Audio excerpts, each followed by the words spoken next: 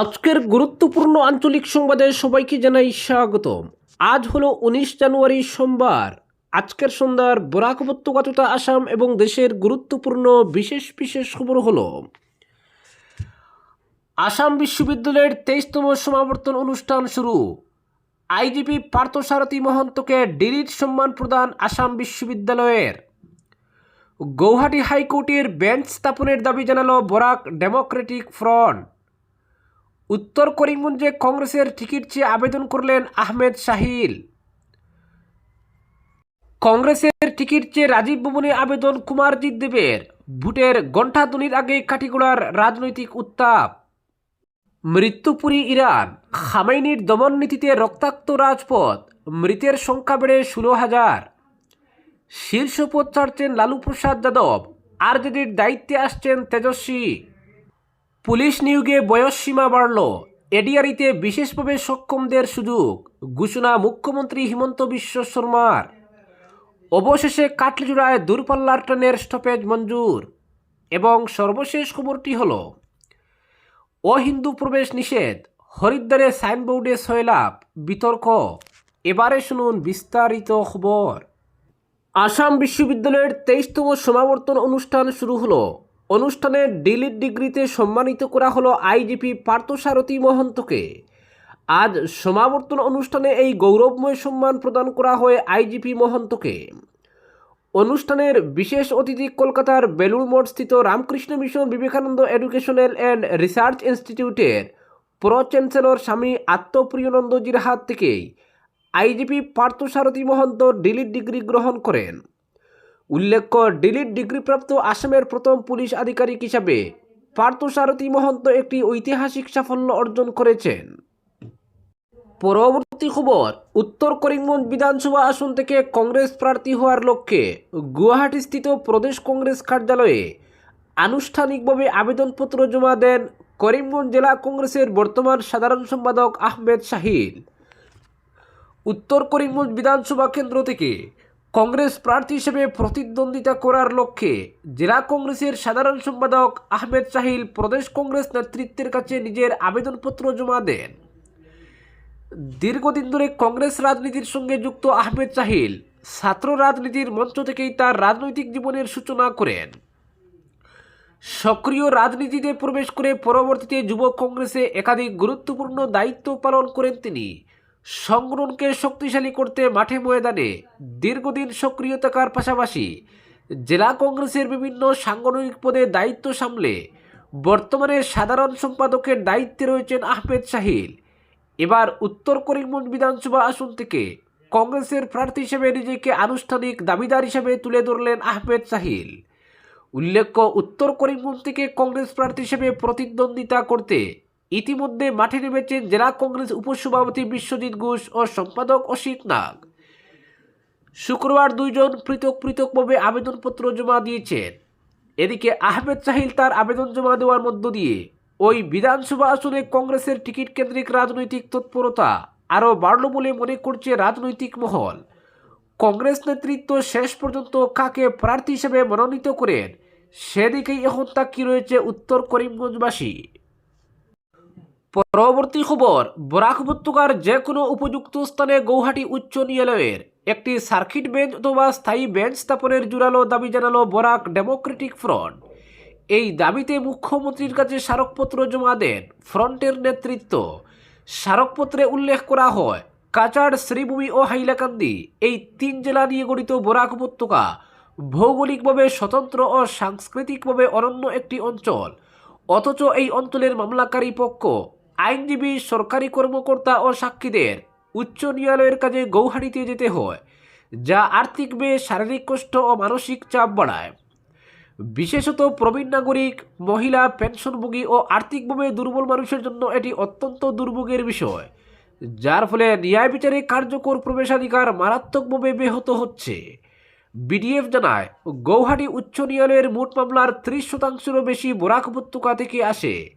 এত বিপুল সংখ্যক মামলা যোগান দেওয়া সত্ত্বেও এই অঞ্চলের নিকটবর্তী কোনো হাইকোর্ট বেঞ্চ না থাকা চরম বৈষম্যের পরিচায়ক। স্মারকপত্রে আরও বলা হয়, রাজ্য সরকার ইতিমধ্যেই বরাক উপত্যকার জন্য পৃথক সচিবালয় ও বরাক ভ্যালি ডেভেলপমেন্ট ডিপার্টমেন্ট গঠন করে প্রশাসনিক বিকেন্দ্রীকরণের পদক্ষেপ নিয়েছে। পাশাপাশি কাছাড় জজশিপের অধীনে লক্ষ্মীপুরে সাব ডিভিশনাল জুডিশিয়াল ম্যাজিস্ট্রেট আদালত স্থাপন করে জেলা স্তরে বিচারিক বিকেন্দ্রীকরণ করা হয়েছে। এই প্রেক্ষাপটে সংবিধানের 14 ও 21 অনুচ্ছেদ অনুযায়ী ন্যায় বিচারের অধিকার সুনিশ্চিত করতে উচ্চ ন্যায়ালয় স্তরেও বিচারিক বিকেন্দ্রীকরণ অপরিহার্য বলে দাবি করা হয়।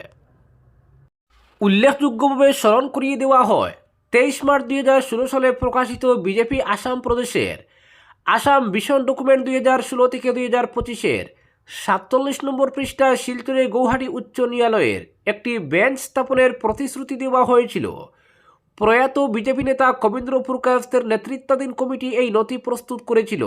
নির্ধারিত সময়সীমা পেরিয়ে গেলেও প্রতিশ্রুতি পূরণ না হওয়ায় বরাক উপত্যকার মানুষের মধ্যে হতাশা ও বঞ্চনার অনুভূতি তৈরি হয়েছে বলে অভিযোগ। বিডিএফ আরও জানায়, ভাষাগত সমস্যাও একটি বড় অন্তরায়। ব্রহ্মপুত্র উপত্যকায় সরকারি ভাষা অসমীয়া হলেও বরাক উপত্যকায় সরকারি ভাষা বাংলা। গৌহাটিতে বিচারিক কার্যক্রম চলাকালীন বাংলা ভাষাভাষী মামলা পক্ষ এবং আইনজীবীরা নানা সমস্যার সম্মুখীন হন। বরাক উপত্যকায় বেঞ্চ স্থাপিত হলে ভাষাগতভাবে সহজ ও কার্যকর বিচার ব্যবস্থা গড়ে উঠবে। ভার্চুয়াল শুনানি চালু থাকলেও তা সরাসরি আদালতের পূর্ণ বিকল্প হতে পারে না। বিশেষত জটিল ও সংবেদনশীল মামলায় এমনটাই মত বিডিএফের। তাদের মতে বরাক উপত্যকায় গৌহাটি উচ্চ ন্যায়ালয়ের সার্কিট বা স্থায়ী বেঞ্চ স্থাপিত হলে মামলার জট কমবে, বিচার প্রক্রিয়া দ্রুততর হবে এবং আইনের শাসনের প্রতি মানুষের আস্থা আরও দৃঢ় হবে।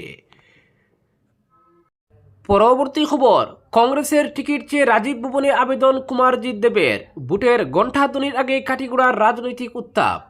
কাটিগড়া বিধানসভা সমষ্টির রাজনীতিতে সময় যত গড়াচ্ছে ততই নতুন নতুন সমীকরণ সামনে আসছে। আর সেই সমীকরণের কেন্দ্রে উঠে এসেছে এক বহুচর্চিত নাম, কুমারজিৎ দেব ওরফে মান্না।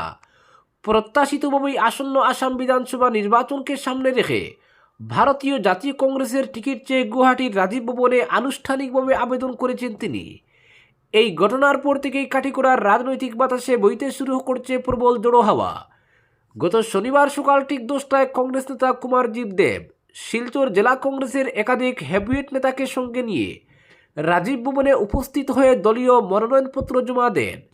তার সঙ্গে ছিলেন জেলা কংগ্রেসের 2 সাধারণ সম্পাদক দেবদীপ দত্ত ও শাহেদ আহমেদ বড়বুইয়া, যুগ্ম সম্পাদক আইনজীবী কমর উদ্দিন চৌধুরী এবং উত্তর কাটিগড়ার প্রাক্তন জেলা পরিষদ সদস্য তিলক চন্দ্র দাস। তাদের উপস্থিতি এই আবেদনকে শুধু আনুষ্ঠানিক নয়, রাজনৈতিকভাবে তাৎপর্যপূর্ণ করে তুলেছে বলে মনে করছেন রাজনৈতিক বিশ্লেষকরা। রাজ্য বিধানসভা নির্বাচন একেবারেই দোরগোড়ায়, যে কোনো মুহূর্তে বেজে উঠতে পারে নির্বাচনী বাঁশি।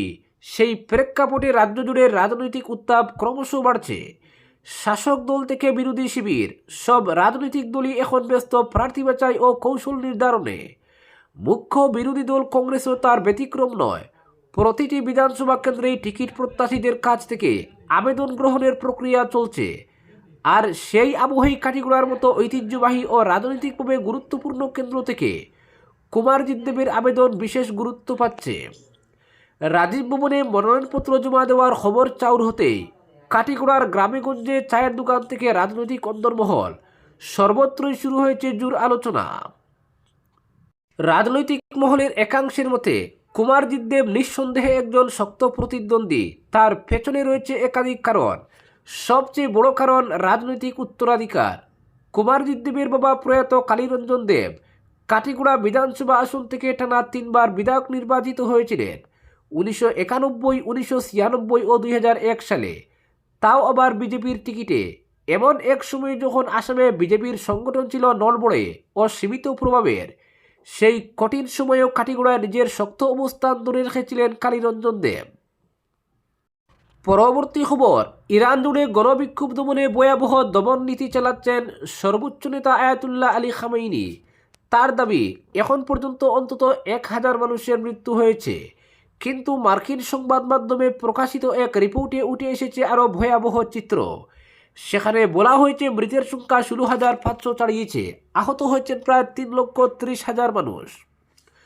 রিপোর্টে উল্লেখ করা হয়েছে প্রথমে রাবার বুলেট ব্যবহার করলেও এখন খামেনির নির্দেশে নিরাপত্তা বাহিনী আন্দোলনকারীদের বিরুদ্ধে সরাসরি যুদ্ধাস্ত্র প্রয়োগ করছে।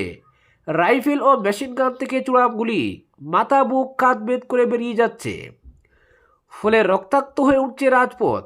ইন্টারনেট পরিষেবা বন্ধ করে দেওয়া হলেও ইলন মাস্কের স্টারলিংকের মাধ্যমে বাইরের বিশ্বের সঙ্গে যোগাযোগ রাখছেন ইরানিরা। চক্ষু বিশেষজ্ঞ আমির পারাস্তা জানিয়েছেন, গুলির আঘাতে প্রায় 700 থেকে 1000 মানুষ চোখ হারিয়েছেন। মৃতদের মধ্যে রয়েছে শিশু ও অন্তঃসত্ত্বা মহিলারাও। হাসপাতালগুলোতে রোগীর ভিড় উপচে পড়ছে। রক্তের অভাবে প্রাণ হারাচ্ছেন বহু মানুষ, তবুও দমন নীতি চাপছে না। এদিকে সরকার বিরোধী আন্দোলনে ইরানের বিক্ষোভকারীদের বর্ষা ছিল মার্কিন প্রেসিডেন্ট ডোনাল্ড ট্রাম্পের আশ্বাস। কিন্তু বিক্ষোভ দমনে হাজার হাজার মানুষের মৃত্যু ও নিখোঁজ হওয়ার পরও ট্রাম্পের সাম্প্রতিক নরম অবস্থান ক্ষুব্ধ করে তুলেছে আন্দোলনকারীদের। তাদের অভিযোগ, আমাদের পিঠে ছুরি মেরেছেন মার্কিন প্রেসিডেন্ট।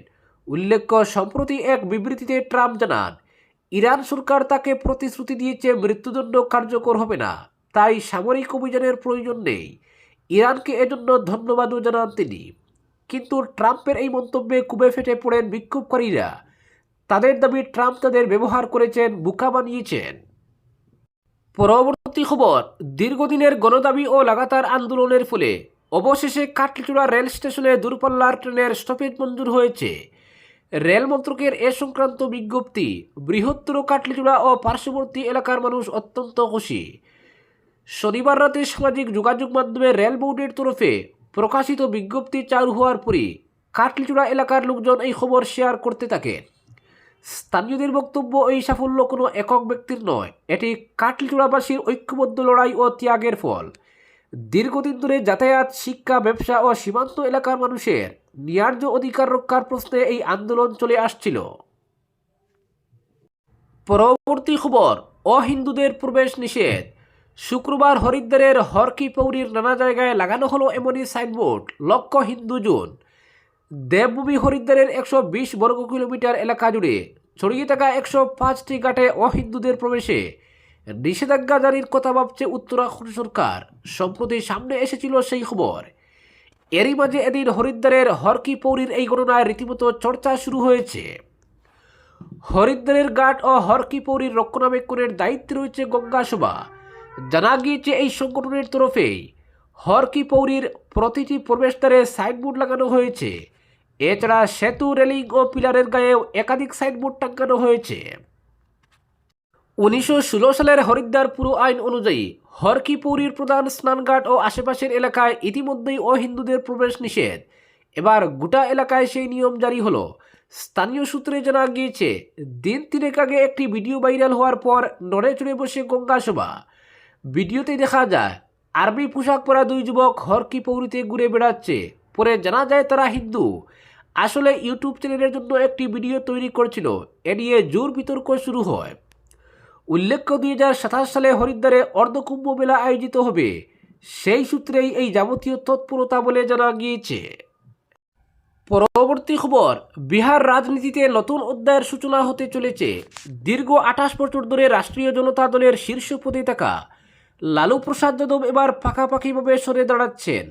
শারীরিক অসুস্থতার কারণে চিকিৎসকদের পরামর্শে তিনি সক্রিয় রাজনীতি থেকে দূরে সরে যাচ্ছেন এবং দলের দায়িত্ব আনুষ্ঠানিকভাবে হস্তান্তর করতে চাইছেন। দলীয় সূত্রে জানা গিয়েছে, বিরোধী দলনেতা তেজস্বী যাদবকে কার্যকরী সভাপতি হিসেবে মনোনীত করার বিষয়ে দলের অন্দরে সর্বসম্মতি তৈরি হয়েছে। আগামী 25 জানুয়ারি আরজেডির জাতীয় কার্যনির্বাহী কমিটির বৈঠকে এই সিদ্ধান্ত গৃহীত হওয়ার সম্ভাবনা রয়েছে। তেজস্বীর হাতে আরও বৃহত্তর সাংগঠনিক দায়িত্ব তুলে দেওয়া হবে বলে আশা করা হচ্ছে। প্রসঙ্গত, 2025 সালে বিধানসভা নির্বাচনে বিজেপি জেডিইউ জোটের কাছে কার্যত নিশ্চিহ্ন হয়ে যায় আরজেডি। পরাজয়ের কারণ হিসেবে দলের ভিতরের কিছু নেতার ভূমিকা নিয়ে সন্দেহ প্রকাশ করা হয়েছে। আসন্ন বৈঠকে তাদের বিরুদ্ধে ব্যবস্থা নেওয়ার বিষয়েও আলোচনা হতে পারে। এদিকে লালু প্রসাদ ইতিমধ্যেই পুরনো বাসভবন ছেড়ে নতুন বাড়িতে চলে গিয়েছেন। সাম্প্রতিক সময়ে তাকে রাজনীতিতে খুব বেশি সক্রিয় দেখা যায়নি। চিকিৎসকদের পরামর্শে তিনি বিশ্রামে রয়েছেন এবং মানসিক চাপ এড়িয়ে চলছেন। এই পরিস্থিতিতে দলের নেতারা মনে করছেন, সংগঠনকে সুষ্ঠুভাবে চালাতে একজন কার্যকরী সভাপতির নিয়োগ অপরিহার্য। তেজস্বী যাদব বিগত কয়েক বছর ধরে দলের সাংগঠনিক সিদ্ধান্তে গুরুত্বপূর্ণ ভূমিকা পালন করে আসছেন, তবে আনুষ্ঠানিকভাবে সভাপতি না হওয়ায় অনেক সিদ্ধান্ত জনসভায় ঘোষণা করতে পারছিলেন না। দলের সদস্যদের মধ্যে তার গ্রহণযোগ্যতা ইতিমধ্যেই তৈরি হয়ে যাওয়ায় দ্রুতই নেতৃত্বের পরিবর্তন করতে চলেছে বলে রাজনৈতিক মহলের ধারণা। আজকের বিশেষ সংবাদ এখানেই সমাপ্ত।